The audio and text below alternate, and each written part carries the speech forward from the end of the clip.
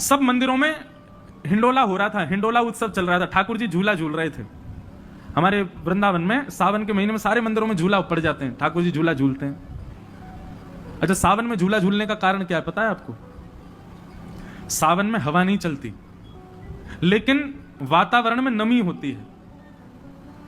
उस समय हवा नहीं चलती, नमी होती, ठंडक होती, पर हवा नहीं चलती, इस वजह से पसीने बहुत आते हैं। तो सखियां क्या करती हैं, बड़े बड़े वृक्षों पर झूला डाल देती हैं और फिर ठाकुर जी को बैठा करके, श्री जी को बैठा के झुलाती हैं। तो झूलते हैं तब हवा लगती है, इसलिए सावन में झूला झूला जाता है, ठाकुर जी को झूला झुलाते हैं। तो सब जगह झूला उत्सव चल रहा था वृंदावन में। तब तक राधा रमण जी प्रकट नहीं हुए थे, शालिग्राम रूप में ही थे। तो बड़े बड़े रसिकजन मंदिरों में जामें और मंदिर के ठाकुर जी को देख करके उनके भाव पर पद गावें। राधा वल्लभ जी पे गाए, राधा हमारे बिहारी जी के लिए गाए, आदि आदि वैष्णवों ने सब सुंदर मंदिरों में जा जा करके पद गाए। तभी यही हरिराम व्यास जी, जिनकी मैं बता रहा था बात, ये श्री हरिराम व्यास जी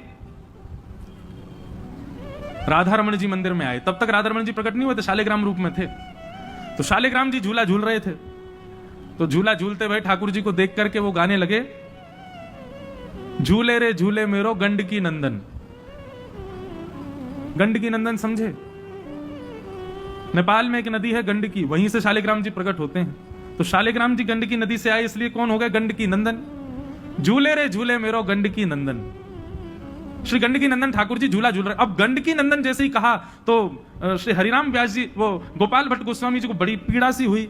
बोले कि बाकी जगह तो लाल हैं, बाकी जगह तो राधा वल्लभ हैं, बाकी जगह तो कुंज बिहारी हैं, बाकी जगह तो राधा दामोदर हैं, गोविंद देव हैं, और मेरे ठाकुर जी जो गंडकी नंदन नेपाल के कर दिए। हमारे ठाकुर जी को नाम श्री जी के संग क्यों नहीं जुड़ रहा? श्री किशोरी जी के साथ मेरे लाल जी का नाम क्यों नहीं आ रहा? उनको पीड़ा हुई। और फिर उसके बाद में उन्होंने एक शब्द और गाया, क्या? मानहु भांट कढ़ी में बोरे, अंग लगायो चंदन। बोले राधा रमण जी कैसे दिख रहे हैं? शालिग्राम जी देखे हैं ना, शालिग्राम जी के ऊपर पीला पीला चंदन लगा है। तो हरिराम व्यास जी गा रहे हैं, बोले ऐसा लग रहा है जैसे पकौड़ी जो है वो कढ़ी में बोर के रख दी हो।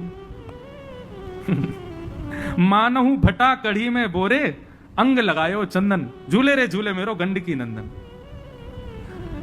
गोपाल भट्ट गोस्वामी जी तब से ही पीड़ा में थे। बोले देखो ये कैसे, भले ही हाथ ना पाई नैन नहीं नासा। बोले देखो तो कैसे ठाकुर जी, इनके हाथ भी नहीं है, इनके पाम भी नहीं है, नैन भी नहीं है, नाक भी नहीं है। हाथ ना पाई नैन नहीं नासा, ध्यान करत कछ होत आनंदन। बोले इनको ध्यान कैसे करूं, इनके हाथ पाम नाक कुछ है तो है नहीं। आहा, जालंधर और वृंदावल्लभ, गर्वे व्यास कहा कही छंदन। हरिराम व्यास जी बोले अब इनके ऊपर क्या छंद बना करके गाऊं मैं? ठीक है, जैसे भी हैं सुंदर हैं, ठाकुर जी झूल लें। तो किसी के ठाकुर जी के बारे में कुछ भी कह दो भैया, कैसे वो सही वाकई ठाकुर जी हैं। गोपाल भट्ट गोस्वामी जी तब से बड़े विरह में थे। बोले कि आपका नाम श्री जी के संग नहीं जोड़ा, आपके हाथ पाम नाक क्यों नहीं है? विरह करते करते करते करते और ये नरसिंह चतुर्दशी आई, और जब नरसिंह चतुर्दशी पे कहा कि खम्भ भेदन करके नरसिंह भगवान प्रकट हो गए, तो गोपाल भट्ट गोस्वामी जी लड़ने लगे अपने ठाकुर जी से। बोले आप प्रहलाद के लिए प्रकट हुए हैं खम्भ से, इसका मतलब है आप प्रकट हो सकते हैं, मेरे लिए शालिग्राम से प्रकट नहीं हो सकते। और विरह वेदना में व्याकुल रुदन करते रहे ठाकुर जी के आगे। और नरसिंह चतुर्दशी पूर्ण हुई और आज का दिन बुद्ध पूर्णिमा प्रकट। सुबह जैसे ही नेत्र खोल करके देखे महाराज, तभी क्या पाया कि सामने सिंहासन पर जहां शालिग्राम जी रखे रहते हैं, वहां जैसे मानो कोई ऊंची वस्तु पर कपड़ा डाल दिया हो, ऐसे कपड़ा पड़ा हुआ है। गोपाल भट्ट गोस्वामी जी बोले जे कहा है, वो मेरे ठाकुर जी कहां हैं? खूब ढूंढे, नहीं मिले। जैसे ही महाराज वो वस्त्र ऊपर उठा करके देखा, त्रिभंग ललित श्री राधा रमण लाल वहां खड़े हुए।